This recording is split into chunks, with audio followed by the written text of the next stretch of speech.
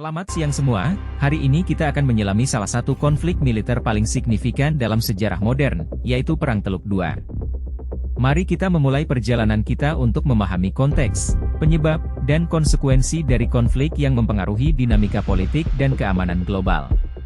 Perang Teluk II, juga dikenal sebagai Operasi Badai Gurun, dimulai pada 2 Agustus 1990, ketika pasukan Irak yang dipimpin oleh Saddam Hussein menyerbu dan menduduki Kuwait.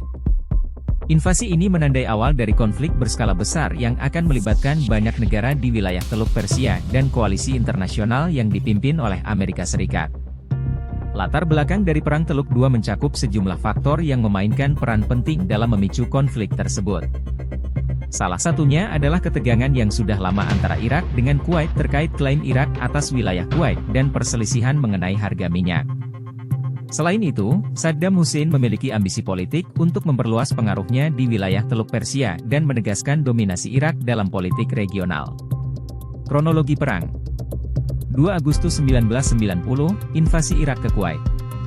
6 Agustus 1990, Dewan Keamanan PBB mengadopsi resolusi 660 yang menuntut penarikan segera pasukan Irak dari Kuwait.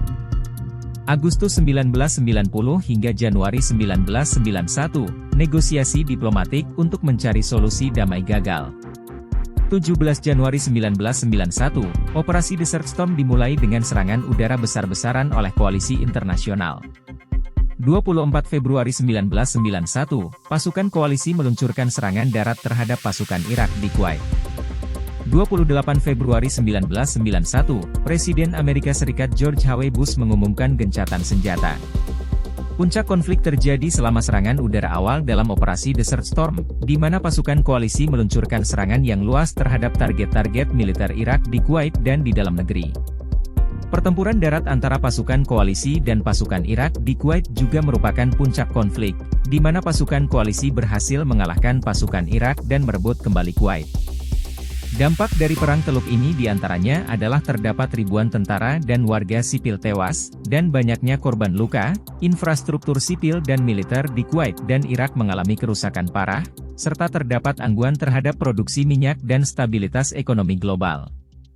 Adapun proses penyelesaian dimulai setelah gencatan senjata pada Februari 1991.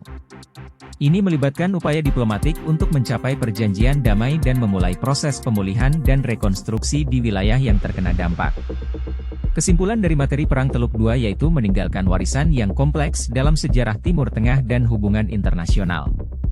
Meskipun berhasil mengusir pasukan Irak dari Kuwait, perang tersebut meninggalkan dampak jangka panjang terhadap wilayah tersebut dan mengubah lanskap politik regional secara signifikan. Perang ini juga menyoroti kompleksitas dan tantangan dalam menyelesaikan konflik internasional dan pentingnya diplomasi dalam mencapai perdamaian. Terima kasih telah mengikuti presentasi ini. Semoga kita semua dapat mengambil hikmah dari pelajaran sejarah ini. Sampai bertemu di lain kesempatan.